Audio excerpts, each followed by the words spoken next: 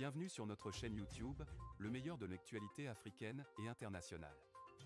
N'oubliez surtout pas de vous abonner et de cliquer sur la cloche de notification. kon mu nekkoon parenthèse bi nga xam ni dañ ko jagleloon fi nga xam ni mooy li xew foofa ca Russie digganteem ak Ukraine ñëpp di ko ñaawlu ñu ñaan yàlla rek yàlla wis ndox mu sedd ndaxte jigul sax wax ma la ñoom mais jigul àdduna bi ci loolu mën nañu ñëw rek daanele suñuy kàddu aussi ci li xew Mali ak sous-région yenn pays sous-région bi ni ngeen waxee li ñuy wax bala ngay laax jaay da ngay laax lekk ñun am na ñu gën a jege ñoo xamante ni ñoo frontalier wu ñoo ay dëkkandoo lañu suñuy mbokk nga fa seeni mbokk ngi fii est-ce que yelluwul tamit yéen waa ADV ngeen prononcé wu tamit ci loolu te dafa mel ni à mon avis génnu leen ci def benn sortie. bu wax génnuñu ci def ci sortie parce que comme on dit souvent dinañ def ay sorties ça dépend day nekk communiqué day nekk souvent sortie yoo xamante ne. C'est par un canal boo xamante ne peut-être du sore yu muy sore mais crise u Mali bi wax nañ ci waxoon nañ ci que ne aujourd'hui CEDEAO embargo bi mu jël tout ça c'est bien beau mais na ci xool aussi les populations c'est vrai aussi dafa am loo xam ne aussi nit ñi dañ koy wax aujourd'hui armée développement la ñu bëgg. À l'image du ma vanté wu pour Sénégal à l'image du Sénégal on a une armée de développement soo demee wàllu médecine bi la médecine de l'armée s'ouvre aux civils soo demee ci génie civil bi la médecine l'armée s'ouvre aujourd'hui vous voyez les sapeurs-pompiers comment ils sont debout nous avons une police de proximité qui est professionnelle les services d'hygiène est-ce que vous voyez nos paramilitaires nos militaires c'est des corps de développement ñun loolu la ñu soxla. même eaux et forêts li nga xam ni. eaux et forêts waaw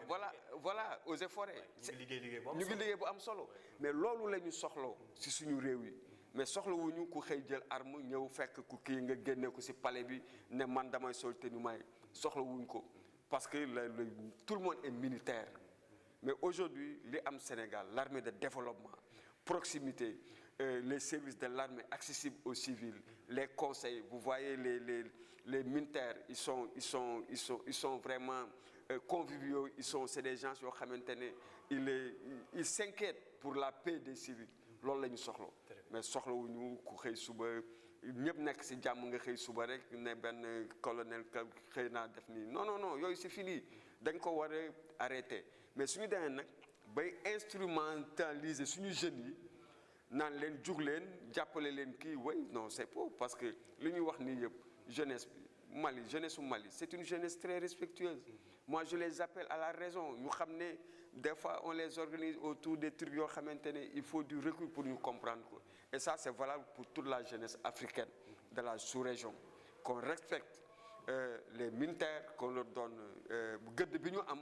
ñu jox leen ko et puis aussi ñu wane ñun mën nañu servir de leçon wala leen ne voilà une armée de développement lii mooy armée. exemplaire waaw une armée exemplaire mooy armée de développement la ñuy wax waaw que moom domaine nu santé partout soo ñëwee nga fekk leen fa et là vous voyez nos militaires ils sont souvent hors rang ils sont dans des directions civiles où dañuy travailler di liggéey en harmonie avec les civils loolu la ñu soxla mais soxla wuñu ku xëy jël benn tëneem rek benn arme ñëw ne woy coup d'état non yooyu dafa war a deñ et jeunesse bi dañ ko war a arrêter jeunesse dañ ko war a arrêter. mais tamit il y a un mot aussi de certains bon pas tout le monde de certains dirigeants africains qui sont au pouvoir maanaam ay dictateurs lañ leen mën a tuddee def lu leen neex loolu tamit bu yàggee ce sera la révolte. gis nga moi war nga wax ci ñooñu. non dégg man ce que je dis souvent dama koy wax c'est pourquoi doo dégg mukk ADV pas man et parti bi aussi ku ci am comportement boobu da ngay arrêter que ngay xëy suba di saaga. leader politique wala di saaga un responsable wala di saaga un responsable de l'État ainsi de suite non ku taxaw fii naan la way ñii dañu fi dal corruption ou dictateur mais suñu ñëwee au pouvoir il se transforme en dictateur parce que état de kii la ku nekkul ci pouvoir bëgg di am succès si xas nit saaga nit dictateur la c'est parce que tu l'es déjà parce que soo ko nekkul xalaatoo ko doo ko xalaatal jàmbur ñooñu ñoom ñoo ñëw pouvoir am les régimes les plus yi nga xamante ne les plus médiocres au monde et gis nañ ko ku ñëw ne damay def dictateur tu prends le pouvoir dans 2 semaines 1 an excusez-moi 2 ans tu deviens un dictateur ñooñu ñooy dictateur aujourd'hui moi je pense que les vrais dictateurs souvent se retrouvent dans des camps insoupçonnés waaw kuy développer idée xëy jaxase réew si ay kaddu yoo xamante ne du kaddu dara ay kaddu yenn excusez-moi kaddu yu tekkiwul dara la nga tooñ nit fenal nit yee fitna si réew mais kooku dictateur la kooku moi je le qualifie de dictateur voilà donc et puis on commence Afrique léegi 2 mandats les gens commencent à vraiment xam ne nguur du luy sax voilà tout à fait c'est très important kon dañuy daal di ñëw rek parce que li ñu jot leen si waxtu bi jeex na tey boo amoon benn message boo xamante ni ji en tant que chef de parti muy ADV Alliance des Verts moom nga war a mën a jox téléspectateurs yi lay seetaan moo xam ci Sénégal ba ci bitim réew àdduna bi yépp ban message nga leen di jox ci li nga xam ne moo jëm seen activité de développement surtout rawatina ñi nga xam ne ñooy jeunesse bi. waaw ngeen may ma avant mooy tëj rek ma aussi wax ci événement bi am di sàggal parce que tey la anniversaire suñu benn kilifa bu mag mooy Sëñ Fallou Mbacké koo xamante ne waaw Kazu Rajab bi li mu def ci réew mi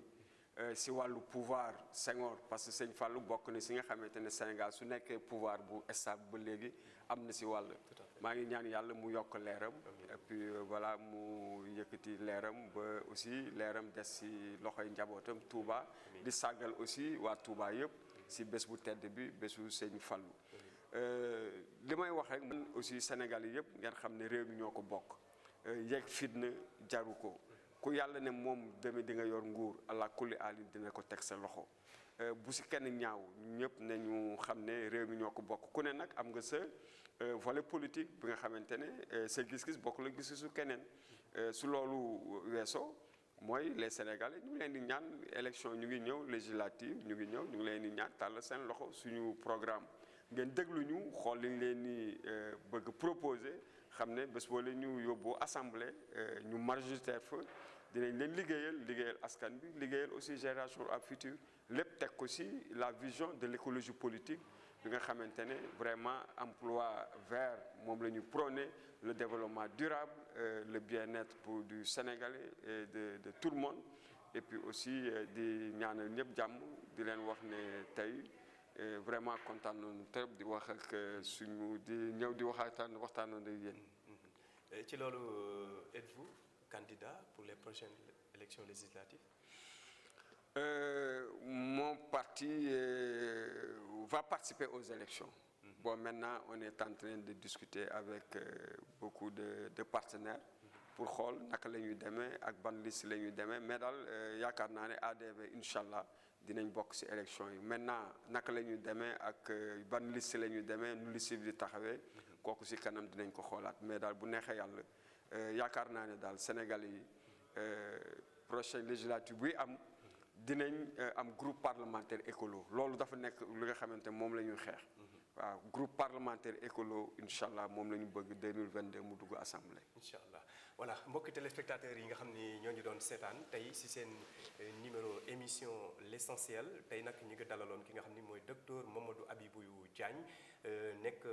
njiitu formation politique bi ñu dippee Alliance des Verts tey moom nañu dalaloon ci seen biir émission bile ngir mu indi ay leeral waaye indi tamit li nga xam ni moo jëm ci ni réew mi doxee ak àdduna bi rawatina li nga xam ni moo jëm ci wàllu développement social ci biir réew mi ak ci sous-région bi ñu koy jaajëfal bu baax a baax ci disponibilité bi mais di jaajëfal suñu mbokku téléspectateurs yi nga xam ni ñoon doon àndal di ñu suivre di jaajëfal suñu cadreur bi nga xam ni moo ñu doon accompagner di Gabi et toute l'équipe du site internet Sénégal Média ñi ngi leen di sant ci li nga xam ne rek mooy jàppale gi ba émission bi mën a sotti di jaajëfal képp koo xamante ni ji yaa ngi ci internet bi di ñu suivre di leen jox rendez-vous ci beneen numéro. Bienvenue sur notre chaîne YouTube, le meilleur de l'actualité africaine et internationale. N'oubliez surtout pas de vous abonner et de cliquer sur la cloche de notification.